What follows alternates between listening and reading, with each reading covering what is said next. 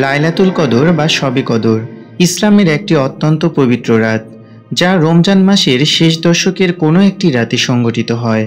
এটি সেই রাত যখন আল্লাহ তার সর্বশ্রেষ্ঠ গ্রন্থ আল কুরআন প্রথমবারের মতো পৃথিবীতে নাজিল শুরু করেন। এ রাতের মাধ্যমে আল্লাহর বিশেষ রহমত, দয়া এবং ক্ষমা বর্ষিত হয়।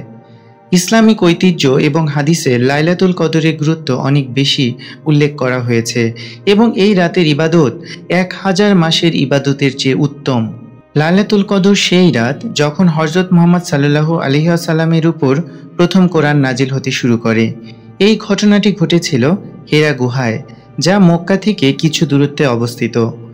তখন জিবরাইল আলাইহিস সালাম হযরত মুহাম্মদ সাল্লাল্লাহু আলাইহি ওয়াসাল্লামের কাছে প্রথম আয়াত পড়ো পাঠিয়েছিলেন, যা সূরা আল আলাকের প্রথম আয়াত। আল্লাহ তাআলা কোরআনে বলেছেন, লাইলাতুল কদর 1000 মাসের চেয়ে উত্তম। সূরা আল কদর আয়াত 3। অর্থাৎ এই রাতের ইবাদত, দোয়া এবং আল্লাহর কাছে তওবা 1000 মাসের ইবাদতের চেয়ে বেশি মর্যাদাপূর্ণ। এই রাতে আল্লাহর পক্ষ থেকে বান্দাদের জন্য বিশেষ রহমত ও ক্ষমা বর্ষিত হয়। হাদিসে এসেছে, যে ব্যক্তি লাইলাতুল কদরের রাতকে ইবাদতে কাটাবে, আল্লাহ তার সব গুনাহ ক্ষমা করে দেবেন। সহিহ মুসলিম। কদর শব্দটি আরবি ভাষায় মাপ বা ঐশ্বর্য এর অর্থে ব্যবহার হয়। এটি এই রাতের বিশেষ গুরুত্ব এবং মহানত্ব বোঝায়। এই রাতে আল্লাহ বান্দাদের জন্য আসমানে থাকা 1 বছরব্যাপী ভাগ্য নির্ধারণ করে দেন। লাইলাতুল কদরের রাতটি খুব শান্ত, প্রশান্ত এবং স্নিগ্ধ। হাদিসে এসেছে, এ রাতে সারা রাতি শান্তি ও নিরাপত্তা থাকে এবং সকালে সূর্য উঠলে কোনো রশ্মি থাকে না। সহিহ মুসলিম। রমজান মাসের শেষ দশক অত্যন্ত গুরুত্ববহ।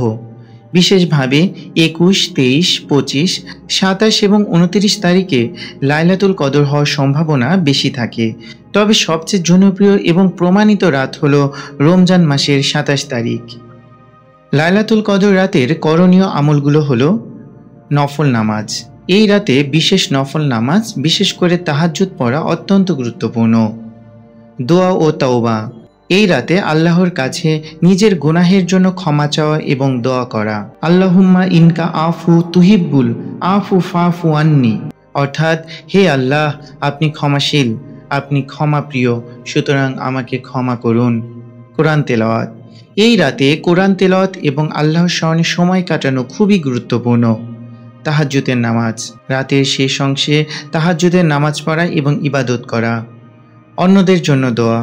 শুধু নিজের জন্য নয়, বরং অন্যদের জন্য দোয়া করা উচিত, কারণ এই রাতের দোয়া আল্লাহ তাআলা গ্রহণ করেন।